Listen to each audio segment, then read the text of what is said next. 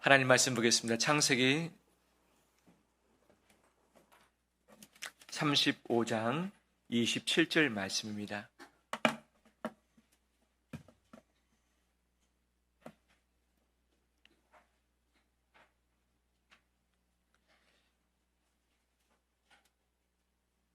(35장) 27절에서 29절 말씀 함께 봉독하겠습니다. 야곱이 기럇 아르바의 만므레로 가서 그의 아버지 이삭에게 이르렀으니 기럇 아르바는 곧 아브라함과 이삭이 거류하던 헤브론이더라. 이삭의 나이가 180세라. 이삭의 나이가 많고 늙어 기울이 다음에 죽어 자기 열조에게로 돌아가니 그의 아들 에서와 야곱이 그를 장사하였더라. 아멘. 잘 오셨습니다. 주의 이름을 축복합니다. 서로 인사 나눕니다. 잘 오셨습니다. 축복합니다. 올해의 우리 교회 표어가 뭔지 아십니까? 영어로는 why, 한글로는 왜. 아주 짧죠? 외우기 쉽습니다. why. 인생의 답을 찾는 우리가 답을 찾기보다 질문을 찾는 것이 바른 길을 걸을 수 있는 비결이라는 것을 이미 전제를 하고 있죠. Y의 철자가 WHY죠. 이것을 Who, How, Yes라고 풀었습니다. Who, 나는 누구인가? How, 어떻게 살 것인가? Yes, 하나님께 Yes하라. 한번 이 표를 따라서 해볼까요? 나는 누구인가? 어떻게 살 것인가? 하나님께 예스하라. 한번 이어서 해볼까요? 제가 why 그러면 세 가지를 한번 읽겠습니다. why, 나는 누구인가? 어떻게 살 것인가? 하나님께 예스하라. 아멘.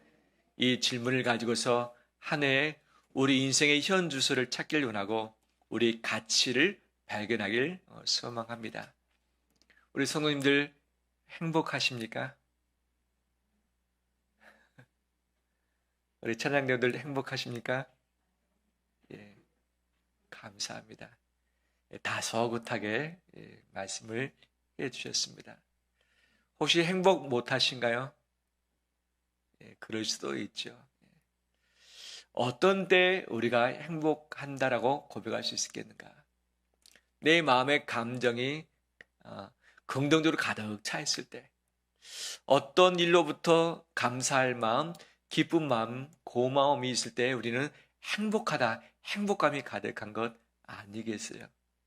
이 시대는 그 행복을 우리의 좀 더 나은 소유, 내가 원하는 바를 성취하는 것에 있다고 가르치고 있는데 이것은 틀린 답은 아니죠. 하지만 충분한 답도 아닌 것이죠. 행복이 소유에 있다면 가장 많이 소유한 사람이 가장 행복할 것이고 아무것도 소유하지 못한 사람은 불행할 수밖에 없겠죠. 모든 것을 성취한 사람이 다 행복하다고 한다면 성취력이 높은 국가는 자살률이 낮겠죠. 하지만 자살률이 높은 나라일수록 그 국민의 GNP, GDP 수준이 아주 높다라는 것은 이미 결과적으로 나오고 있는 것 아니겠습니까? 뭔가를 성취했다고 해서 내 꿈을 이뤘다고 해서 행복할까? 그 안에 행복이 없을 수 있다는 것도 우리에게 보여주고 있는 것이죠. 이 칼럼에도 썼지만 로버트 하버드대 의대 교수님이 오랜 시간 동안 연구를 했습니다. 하버드 의대 졸업생을 대상으로 85년 동안 누적된 연구를 했던 거죠. 본인뿐만 아니라 이 대를 위해서 그 연구팀이 행복이 어디에 있을까를 추정했습니다. 그래서 의대생들을 한 번 설문한 것이 아니라 생애 주기별로 설문을 쭉 했었고 의대 출신뿐만 아니라 어렵게 사는 분들 또는 잘됐다고 평가되는 사람들의 모든 연구 결과를 다 정리했습니다. 그리고 발표했습니다. 발표는 뭐냐? 하버드 의대에 나왔다고 행복한 것이 아니었더라는 것이죠. 그분은 말합니다. 행복은 부와 명예와 종기에 있지 않고 바로 진실된 관계 안에 있다고 이야기를 하고 있는 거죠. 진실된 관계. 좋은 학교, 좋은 직장에 있다고 해서 수입이 많다고 해서 행복을 누리는 것이 아니었다. 하나님이 허락하신 그 관계 내에서 좋은 관계, 진실된 관계를 살아내는 자가 행복을 누렸다. 이 행복은 건강에도 치명적인 역할을 미친다. 특히 건강 관련해서 또 이 연구를 같이 했었습니다. 어떤 사람이 건강할까? 50대 때에 설문했던 그 결과를 가지고 80세 때의 건강 결과를 체크했던 거죠. 근데 50세 때에 바로 내가 행복하다라고 고백했던 사람이 80대 가서도 몸이 상대적으로 건강하다는 것이 밝혀지기도 했었죠. 행복은 어디에 있다? 관계에 있다는 것을 우리에게 이 의학적인 연구를 통해서도 가르쳐주고 있는 것이죠. 올 한 해 행복하길 원합니다. 그 행복은 다름 아니라 옆에 있는 분의 관계를 통해서 누리게 될 줄 믿습니다. 우리 옆에 분의 얼굴을 한번 볼까요? 나에게 행복을 줄 행복의 통로입니다. 옆에 사람과 행복하지 못하다면 내 인생의 행복은 꿈꾸기가 쉽지 않을 것입니다. 하지만 가까이 있는 사람과 내가 행복하다 느낀다면 올 한 해 행복을 가득 수놓게 될 줄 믿습니다. 오늘 본문에 야곱과 이삭이 드디어 만나는 장면이 나오고 또 그 이삭이 이 세상을 떠났다고 하는 기사가 적혀져 있습니다. 야곱이 집을 언제 떠났는가? 약 75세, 어떤 분은 73세, 어떤 분은 77세라를 이야기하기도 합니다. 하지만 75세를 기준 잡고 본다면 그가 75세 때 떠났습니다. 어려움 가운데 떠났던 거죠. 그 다음에 그가 20년 동안 삼촌 집에서 객지 생활하면서 많은 고생했습니다. 다행히 부자가 됐습니다. 가족도 많아졌습니다. 가나안 땅에 20년 만에 돌아왔습니다. 형 에서와 힘들었지만 그래도 극적으로 화해를 했습니다.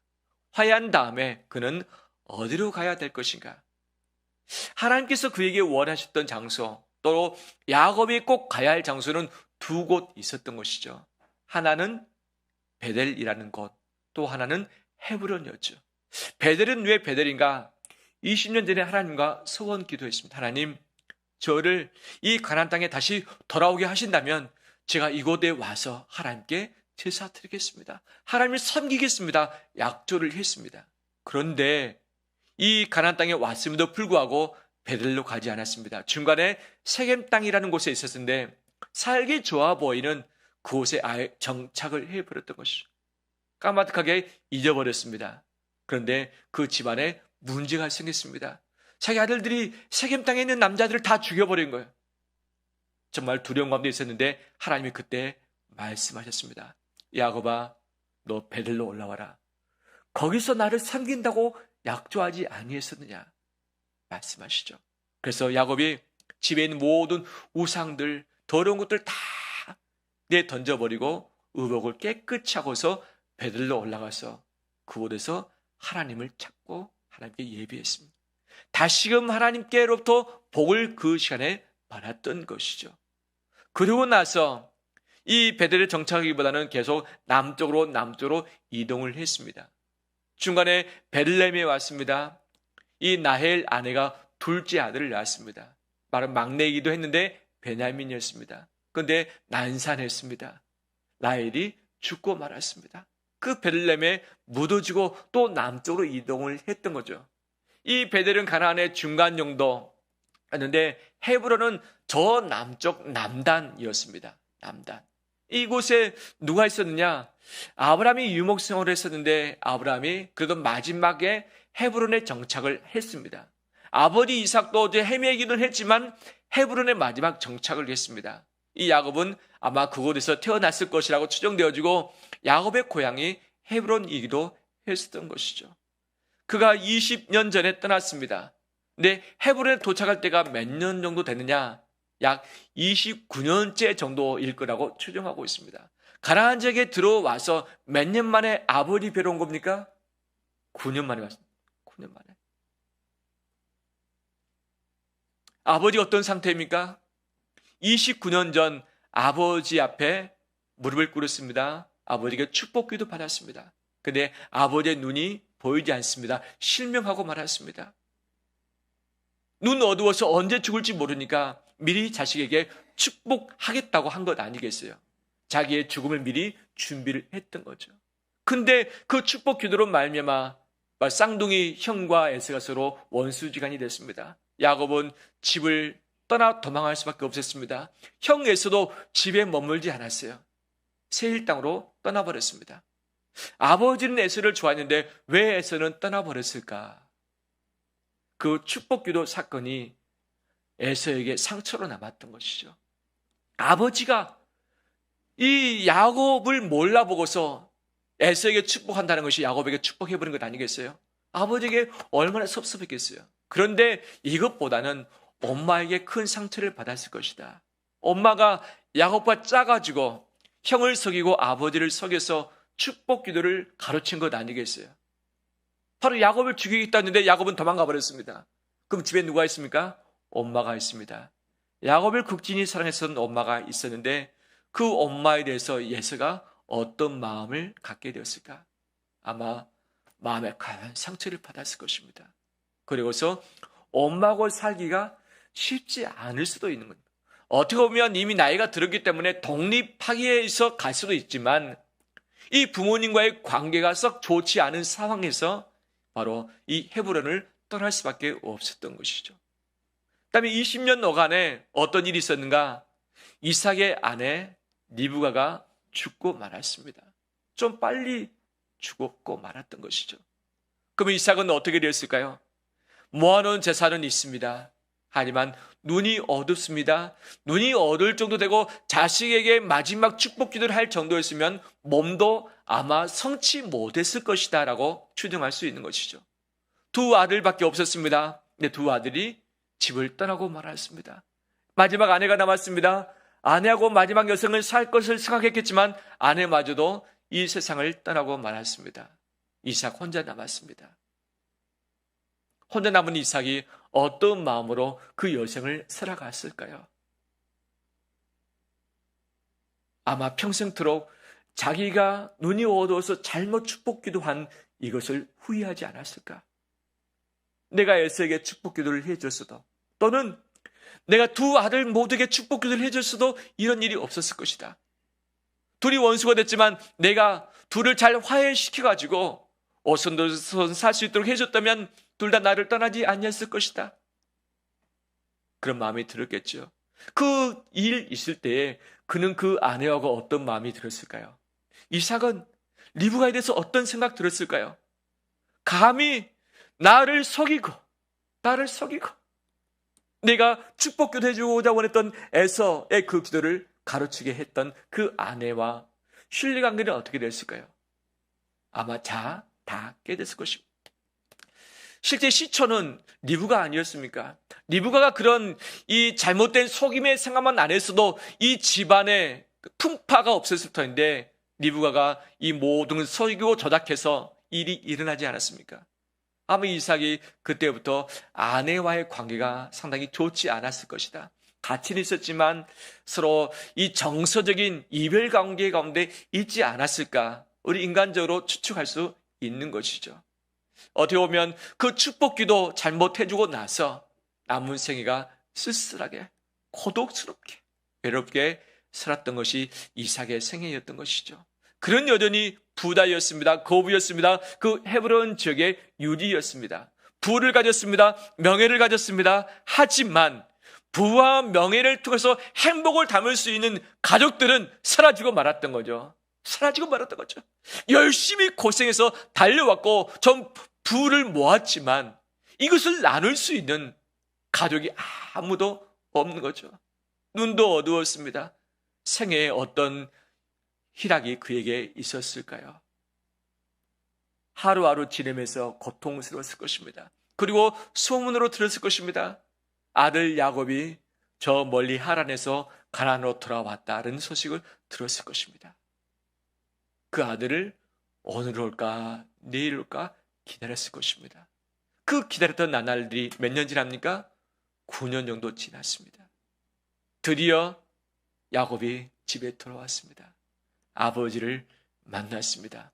오늘 본문에는 그냥 집에 왔다라고 하고 있는데 이 원어 그다음에 영어 본문에 의하면 마침내 드디어 야곱이 고향에 돌아왔다라고 표현을 하고 있는 것이죠. 그러면 왜 야곱은 속히 집에 돌아오지 아니했을까? 왜 혼자 있는 아버지 알고 있는데, 눈이 어두운 상태 알고 있는데 왜 빨리 안 돌아오고 미적거리면서 다른 곳에 9년 동안이나 머물렀을까? 아마 야곱도 29년에 받았던 그 상처의 문제를 해결하지 못하지 않았을까? 아버지, 왜 형에게만 축복 기도 드리고 하는가? 둘 다 줬으면 내가 그런 욕심 안 내도 되는데 왜 아버지는 왜 형만 사랑했을까? 엄마가 나를 사랑했지만 엄마가 사라지고 없는 그 가정이 정서적으로 아주 쓸쓸한 황야의 분위기 아니었겠습니까? 엄마가 없는 그곳, 아빠하고는 별로 정서적으로 등져 있는 상황. 고향은 가고 싶지만 갈 수 없는 고향. 하지만 세겜 땅에 정착하려고 했는데 정착할 수 없는 그의 인생 여정. 이 베델에서부터 하나님의 축복을 다시 받았는데 하나님께서 그의 마음을 다시 새롭게 해주신 것이죠. 어디를 향해서? 고향을 향해서 가야겠다. 홀로 계시는 아버지께 가야겠다는 마음이 그 안에 들었을 것입니다. 그래서 이삭의 쓸쓸한 인생 여정이었지만 그래도 그의 마지막 16년은 아들 야곱하고 함께 지낼 수 있었고, 이삭이 죽을 때에 야곱이 그의 장사를 치러줬습니다. 형을 불러서 함께 그의 장례를 치러주게 되었던 것이죠. 다 떠나고 말았지만 그래도 마지막 16년, 180년 중에서 마지막 16년은 야곱과 함께 그래도 위로받는 생애를 살지 아니했을까 생각이 되어집니다. 야곱도 아버지와의 소원해진 그 관계, 그렇지만 하나님의 섭리, 하나님의 이끄심에 의해서 다시 아버지와 화해하고 아버지의 마지막 16년을 봉양할 수 있었던 기회를 갖게 되었던 것이죠. 이삭은 행복했을까? 야곱은 행복했을까? 야곱이 가장 행복한 때는 언제였을까? 반면에 야곱이 가장 불행한 적은 언제였을까? 그의 인생 여정을 쭉 보면 야곱의 정점, 인생 바닥, 정점을 찍었을 때, 인생 바닥을 찍었을 때가 확연하게 드러납니다. 인생 바닥을 찍었을 때는 딱 두 번입니다. 첫 번째는 집을 떠나 홀로 먼 길을 갔을 때, 아빠를, 엄마를 떠나서 형과 원수되어서 떠났을 바로 75세 때 가장 불행한 인생 바닥이었을 것이다. 그러면 그가 가장 불행한 또 다른 인생 바닥은 언제였을까? 그가 108세 정도 때에 가장 사랑하는 아들 누구를 잃어버립니까? 요셉을 잃어버리고 말았습니다. 가장 사랑했습니다. 사랑도 가장 많이 줬습니다. 그런데 그 요셉이 형들의 시기를 받아서 종으로 팔려버리고 말았고, 아버지는 그 요셉이 짐승들에게 찢겨서 죽은 것으로 알고 있었던 것이죠. 그때부터 식음을 전폐하면서 고통의 나날을 살았던 것이죠. 그의 그러면 가장 행복했을 때는 언제였을까? 언제 행복했을까? 그가 사랑함으로 말미암아 7년을 수일처럼 지냈다라는 대목이 나옵니다. 가장 힘들었던 20년 기간이었지만 라헬을 사랑했었고 라헬과 결혼하게 된 그 순간이 가장 행복했다라고 할 수 있고, 그가 여러 많은 가족들이 있지만 그 가족 중에 가장 사랑하는 사람이 태어났을 바로 그때, 요셉이 태어났을 때 가장 행복하지 아니었을까 추정할 수 있는 것이죠. 또한 이삭은 어떻습니까? 언제 가장 불행했을까? 반면에 언제 가장 행복했을까? 가장 불행했을 때를 추측해 본다면 마지막 그의 생애를 정리하면서 축복기도 해줬던 그 순간을 가장 불행하게 생각했을 것이다. 이 일로 말미암아 두 아들이 떠났습니다. 아내와 등져지게 됐습니다. 그다음에 야곱은, 이삭은 결국 홀로 남게 되었던 것이죠. 정말 이 아내와의 관계가 다 깨졌을 때 가장 불행했을 것이다 하는 것. 그러면 언제 가장 행복했을까?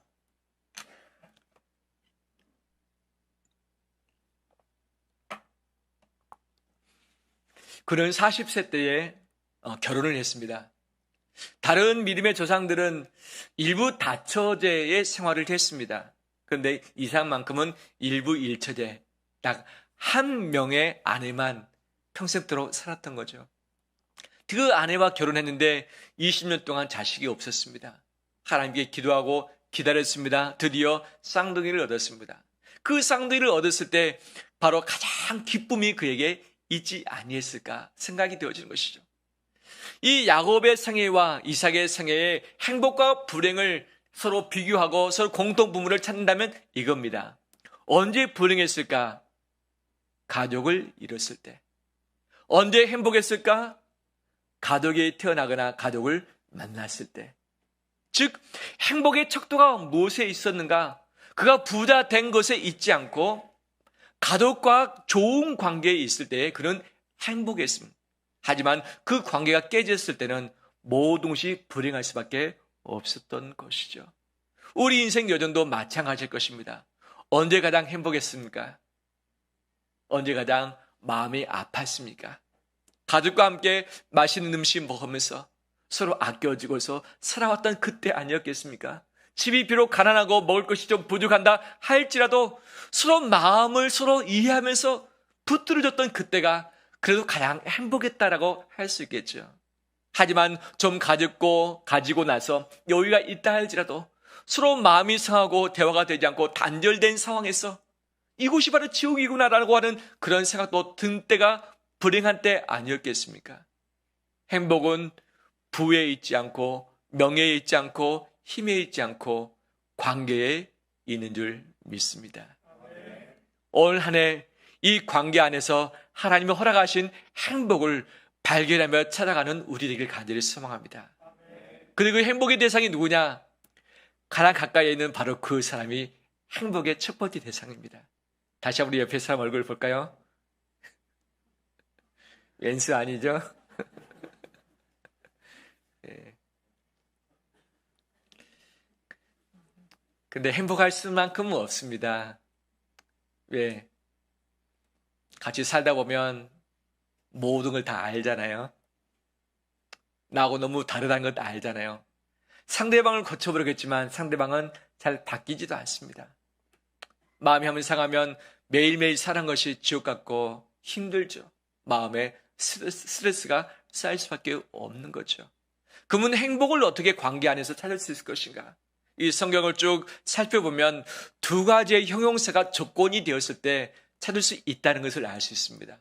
그 두 가지의 형용사가 뭐냐? 첫 번째는 오랜이라는 단어, 두 번째는 넓은이라는 단어입니다. 진실된 관계, 신뢰의 관계 안에서 시간이 오래되었을 때 그 안에서 행복을 찾을 수 있는 것이죠. 성공했던 스티븐 잡스가 말합니다. 어떻게 하면 돈을 많이 벌 수 있습니까? 어떻게 하면 성공할 수 있겠습니까? 라고 물었을 때 그는 이렇게 답변을 했습니다. 돈은 신뢰를 타고 온다. 신뢰의 관계가 생기면 그 이후에 돈은 반드시 흐르게 되어 있다. 하지만 신뢰가 깨지면 모든 돈도 단절되어지고 경제적인 성공도 있을 수 없다. 이 신뢰는 시간이 많이 걸린다.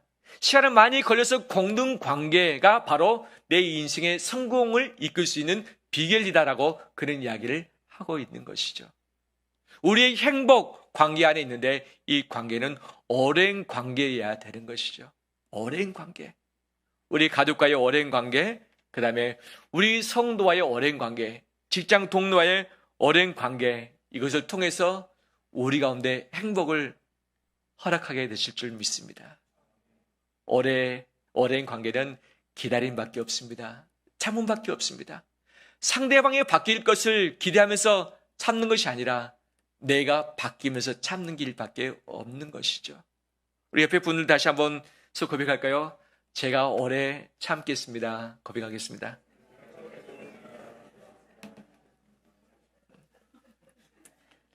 또 하나의 형용사는 넓은이라는 단어죠. 내가 좋아하는 사람은 많지 않을 수 있습니다. 왜냐하면 상대방이 연령차가 있고 성격차가 있고 혈액형도 다르고 즉 직장도 다르고 추구하는 것도 다르고 성격도 다르고 먹는 것도 다르고 자는 것도 다르고 함께 살면 살수록 불편함이 많이 늘어나는 것이 가치 있는 사람 아니겠습니까? 그렇죠?